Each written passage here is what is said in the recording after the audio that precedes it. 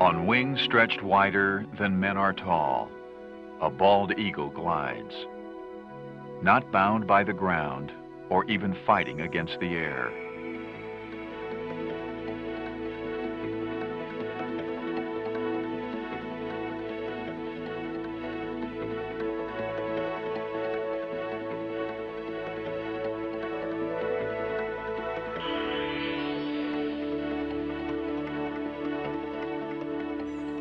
An eagle is a jet of a bird, up, down, in tight control.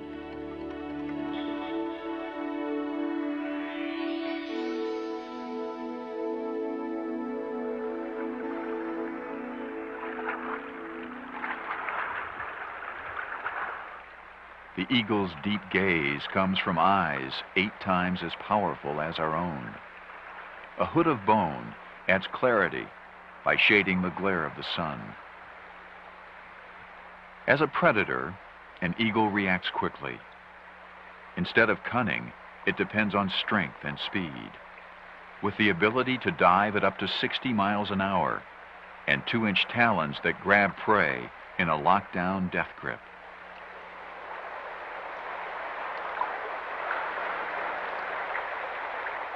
The large hooked beak is built for ripping flesh.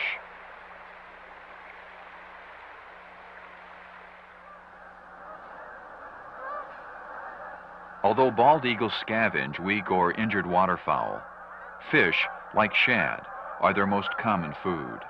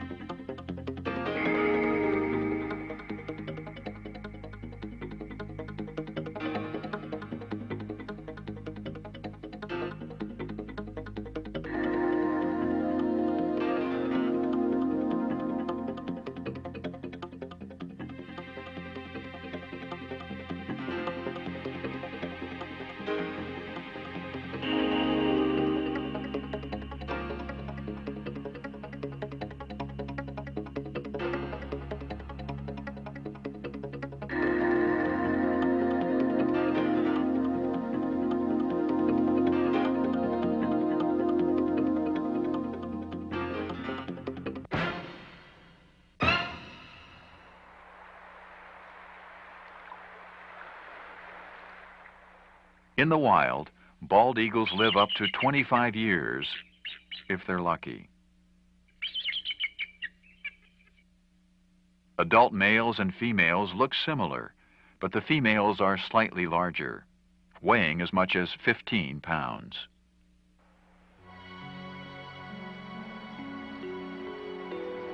Bald eagles mate for life. Together, the pairs build the largest of bird nests, up to 7 feet wide and 10 feet thick.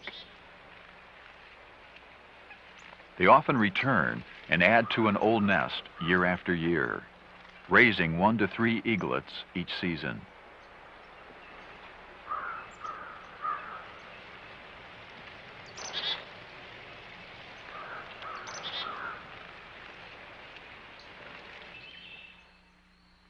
After hatching in early spring, young birds spend about 3 months in the nest before they're ready to fly.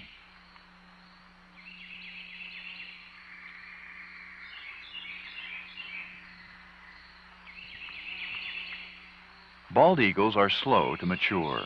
As they do, their feathers change from solid brown to a more mottled brown. Not until they're 4 to 5 years old will they finally get the adult white feathers on the head and tail, yellow in the beak and eyes, and be old enough to mate.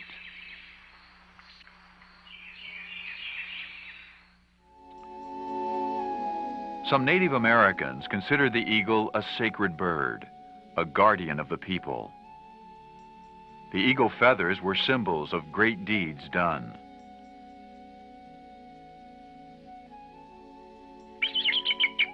The bald eagle became the emblem of the U.S. in 1782. At that time, bald eagles nested throughout much of the continent. In Missouri, nests were common sights along the rivers as well as in the southeast swamps. But as the nation grew, the birds suffered. Wetland habitats were damaged or destroyed. The eagles were shot for their feathers, or for no reason at all. At the turn of the century, the bald eagle populations in North America had been decimated. They further declined in the 1950s and 60s when it was discovered that DDT was causing the eggs to be so thin that when the female sat on the nest, the eggs were being crushed. By the 1960s, no eggs hatched in the last active nest in Missouri. Something had to be done. The protection of the bald eagle was enhanced by, number one, the ban of DDT, and number two, in 1972, the Eagle Act was amended to a felony where a person could be subjected to $10,000 fine and 2 years in prison or both.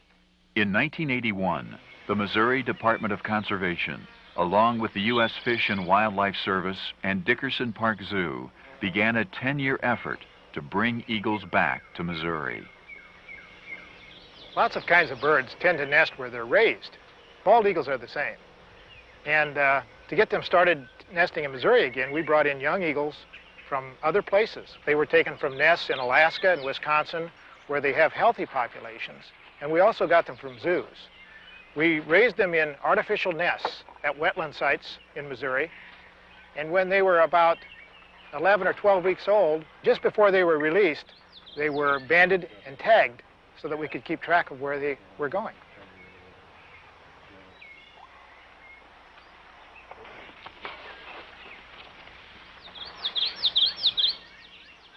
"74 bald eagles were set free in Missouri during the 10-year hacking effort. Just 5 years later, more than 10 eagle nests had appeared in the state.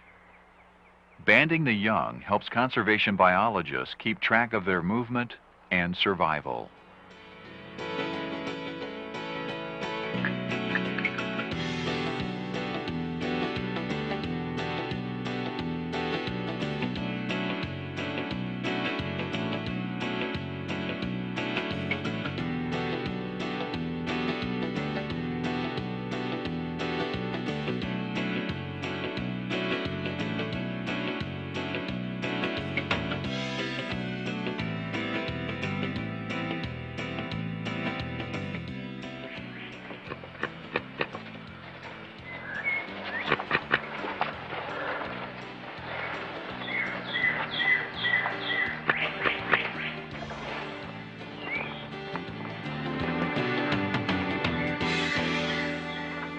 We've done a lot of work for the bald eagle, but the work is certainly not done.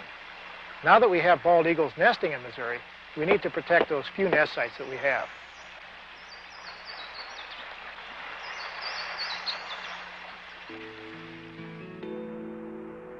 Although they had completely stopped nesting here from the 1960s into the early 1980s, bald eagles continued to migrate from the north and winter in Missouri, along with occasional golden eagles from the west.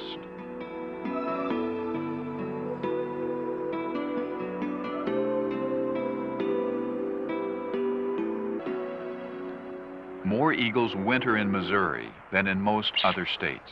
Today, they still gather along open waters where they can find fish, or in places like wildlife refuges where they can feed on geese and other waterfowl. About 1/3 of the eagles are immature birds. We do a count of the wintering bald eagles here every January. It's an attempt to keep track of how well they're doing. Back in the 70s, we counted fewer than 700 bald eagles in the state. During recent winters, we've counted over 2,000, showing that they're making a very dramatic comeback.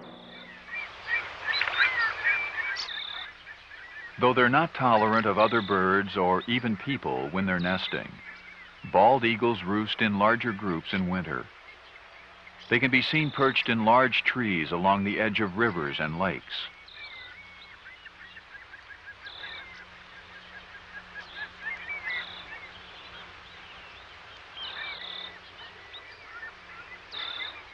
The peak number of birds in Missouri gather in December and January. That's when people gather too, for a chance to see them.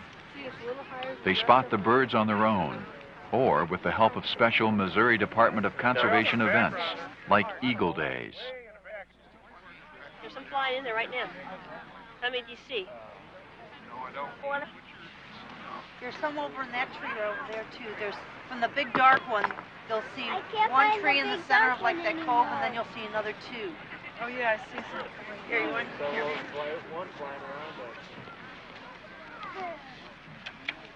This is Phoenix.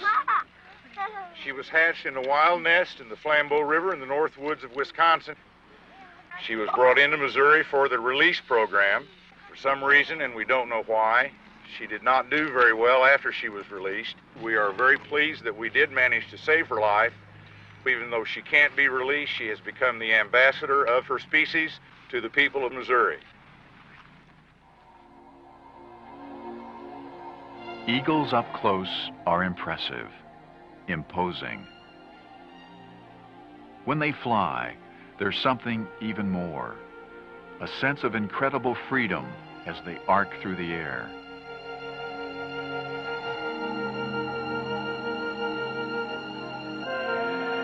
Though they're still far from common, bald eagles return in greater numbers each year. Protecting the wetlands and the birds has made a difference.